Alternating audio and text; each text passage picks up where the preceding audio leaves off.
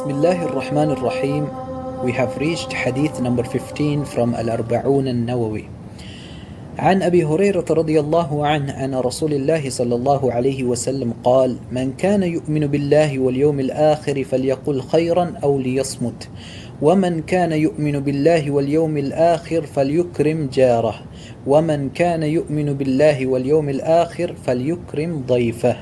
رواه البخاري ومسلم.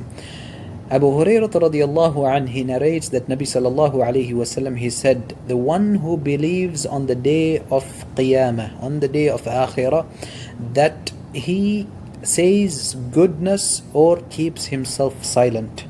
And the one who believes on the day of Qiyamah, he respects and honors his neighbors. And the one who believes on the day of Qiyamah, that he honors and respects his guests that visit him. And in this hadith that is narrated in Bukhari and Muslim, Nabi sallallahu alayhi wasallam mentions three important things. The first one, man kana yu'minu billahi wal yawmil akhir. When he says the one who believes in Allah and the one who believes in the day of Qiyamah, this hadith shows that this is a sifah, this is a characteristics, or it is something that is part of Iman, to complete the Iman, to complete the complete modules of Iman in faith, that a person who wants to be a mu'min, that he tries to follow this.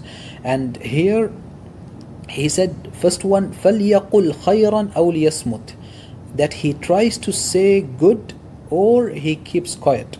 And the scholars, they have very clearly mentioned this hadith, that when something happens or when we are in a majlis, we always try to say something good.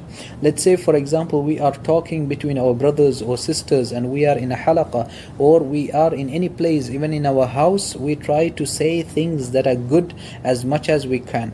And if you are not able to say something good, you try to be quiet. So trying to be quiet comes in as second, and the precedence is taken to say something good. Even the kalimatul tayyibah, saying good words, is sadaqah. Nabi sallallahu alayhi wasallam, he said. And likewise, when it comes to, for example, al-amr bil-ma'ruf wa-nahi anil munkar, that when you try to counsel people onto good and prevent them from bad, these are again khair, things that are good, that you try to do, that you try your best to do this. Or if it's not possible that you contribute anything good, then you keep quiet. The second thing, Nabi sallallahu alayhi wasallam, he mentioned, فَمَنْ كَانَ يُؤْمِنُ بِاللَّهِ وَالْيَوْمِ الْآخِرِ فَلْيُكْرِمْ جَارَهُ, the one who believes in Allah and on the day of Qiyamah, that he honors his jar. And here the jar, it has two important meanings. The first is the jar, that the neighbors, that is the neighbor to the person himself, which is the neighbors that he has in terms of his relatives, in terms of his aqarib, that his mother, his father, his parents, his grandparents, and likewise his children, and likewise his siblings, and goes on and on, the ones who come after and after. The second type of neighbor that we have is the neighbors that are living around your house, as well as the ones who are living around you, which is the very first one when it comes to neighbor, that is the ones who live around you as a person. In your house you might find your wife, your children, your mother, your father, and these are people that we have to honor and respect first, and then we respect our neighbors who are the neighbors of our house. So these two types of neighbors should be honored and respected as part of Islam.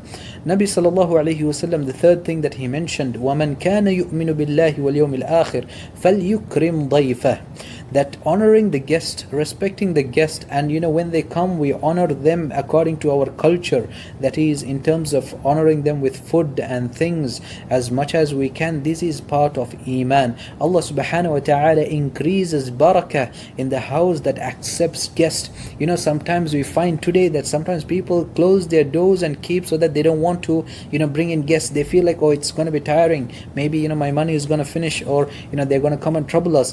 But Allah keeps barakah in the place where they open their houses for the guests, where when guests or travelers, they come to your city, or when they come to your house, that you try to take care of them as much as you can, and likewise you respect them and you honor them even to come to your house. Sometimes people don't even want to invite people to their houses.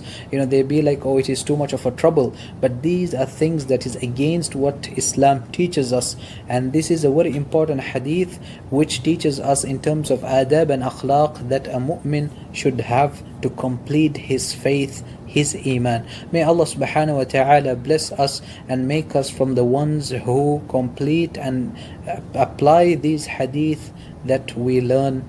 May Allah subhanahu wa ta'ala make us from the ones who are righteous and the ones who try to achieve the highest levels of iman and the highest levels of Jannah.